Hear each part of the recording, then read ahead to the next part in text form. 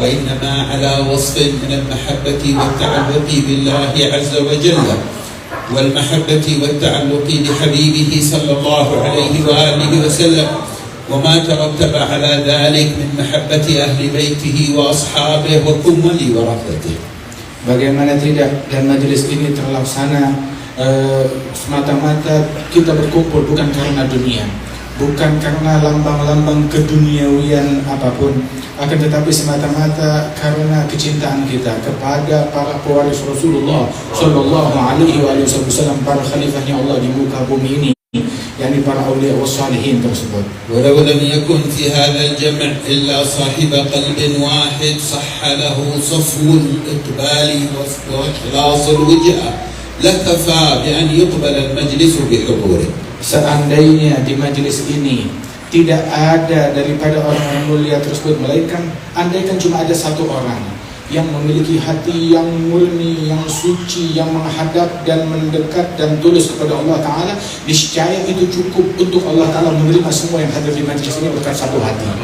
فكيف والمجلس مليء بأصحاب قلوب حاضرة وبصائر ناظرة فيهم من يلتفت إليه الناس وفيهم من هو خفي في آخر المجلس أو في خارج المبنى لا يعرفه الناس رب أشعث أغبر لو أقسم على الله لأبره. Bagaimana tidak, majelis ini bukan hanya ada satu orang yang dengan sanubari yang demikian itu, akan tetapi dipenuhi oleh sanubari yang suci, yang murni, yang semacam ini, yang mana di antara mereka mungkin yang dikenal di masyarakat, dan di antara mereka mungkin yang diacuhkan di tengah-tengah masyarakat, mungkin tidak ada di dalam ruangan ini, mungkin berada di pinggiran sana, akan tetapi Allah memandang majelis ini berkat sanubari dan orang-orang yang semacam itu. خرج أحد الأخيار في تريم متوجها آخر الليل إلى المسجد ليقرأ القرآن في حزب الربع الأخير من الليل، وقد تطيب بعد أن توضأ ولبس ثيابه وهو يذكر الله سبحانه وتعالى. Ada satu orang soleh yang mana dia keluar dari rumahnya di malam hari sebelum subuh untuk hadir tadarus Quran sebelum subuh di masjid. Dia sudah bersiap dengan bersih, dengan wewangiannya untuk hadir di dalam hizib Al-Quran tersebut sebelum subuh.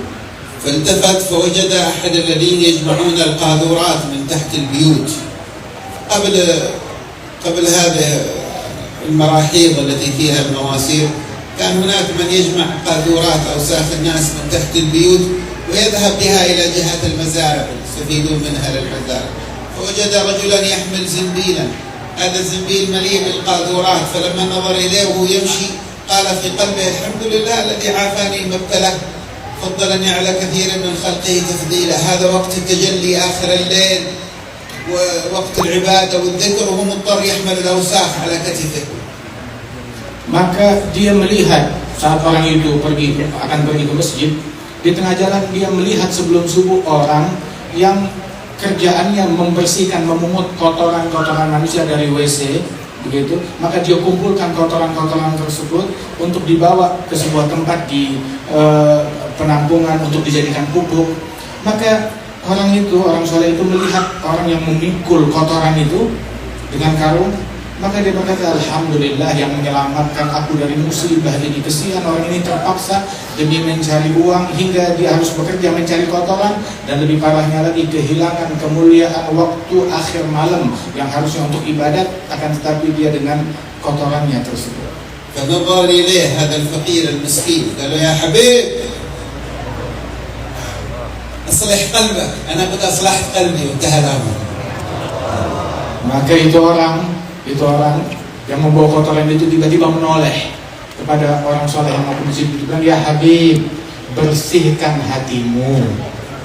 hatimu dari prasangka. Saya alhamdulillah sudah saya bersihkan hati saya dari prasangka.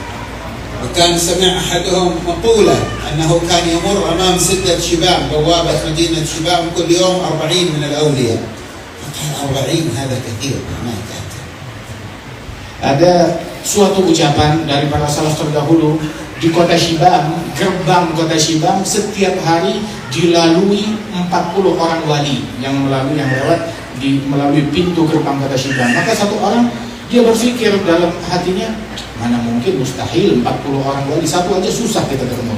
فجلس عند السدة وجمع 40 حصاة.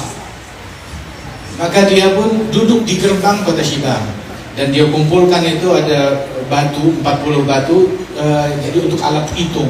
وأخذ يتفرس في الناس الذين يمرون، رأى شخص بيده سبحة قال ربما يكون هذا ولي يرمي حصاه، رأى رجل آخر عليه يعني أثر الوقار والسكينة ربما ولي يرمي حصاه، وهكذا يريد يزن الناس الذين يمرون بميزان الدور. Maka dia duduk memandangi orang yang lewat di gerbang itu. Dan tiap kali ada orang yang lewat, nampak mukanya bagaikan muka orang soleh. Ada yang dengan tasbihnya, dengan tawadhunya, dengan air wudunya. Dia bilang, ini wali. Dia lempar satu batu. Ini wali. Dia lempar satu batu. Begitu. وهو ينظر يتفرس في الناس، مر عليه رجل أسود البشرة ولا يلبس إلا ما يستر العورة والعرق مغطيه ويحمل على كتفه شيء من الحمول يريد أن يذهب به إلى السوق. Dan tatkala dia sedang menghitung dan berfirasat tentang kewalian orang-orang yang lewat di situ, maka akhirnya dia melihat satu orang cuma memakai kain sarung aja, baju badan bagian atasnya terbuka, keringat menetes dari keningnya, tidak ada penampilan wali pada orang tersebut. Maka dia nggak dihitung, dia pikir ini nggak masuk hitungan aulia. فلما تجاوزه هذا الرجل الذي لا يلتفت إليه وقف ورجع وهو يعمل للحمل خطوات إلى الوراء وقال ما لك رمي حصاد.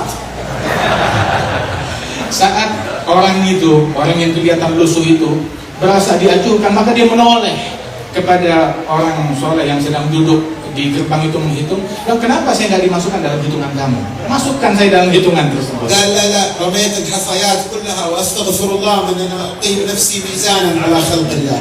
Maka dia lempar semua kerikil tersebut, sudah semuanya wali-wali yang ada di sini.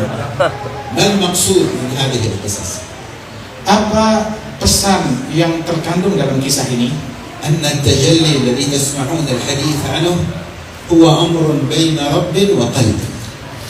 Bahwasanya tajallinya Allah, penampakan sirnya Allah kepada hambanya, itu merupakan rahasia hubungan antara Allah dengan hamba yang diistimewakan. وما المجامع المشرفة ولا الجمعة ولا الجماعة ولا الحج ولا العمرة ولا الصيام ولا الصلاة إلا استمطار لهطول أمطار هذا التجلي على القلب. Dan tidaklah diadakan perkumpulan, majlis-majlis, melainkan semata-mata untuk memancing turunnya hujan rahmat dan anugerah Allah Subhanahu wa taala untuk menyirami hati dan sanubari-sanubari yang semacam ini mendapatkan tajalli tersebut. ولهذا يقول صلى الله عليه وآله وصحبه وسلم إن الله لا ينظر إلى صوركم ولا إلى أجسامكم ولكن ينظر إلى قلوبكم وإلى أعمالكم. Sehingga disebutkan di dalam hadis bahwasanya Allah Subhanahu wa taala tidak menatap kepada fisik kalian, kepada pakaian kalian, kepada bagian zahir kalian, akan tetapi yang ditatap oleh Allah taala adalah hati dan sanubari dan amalan kalian.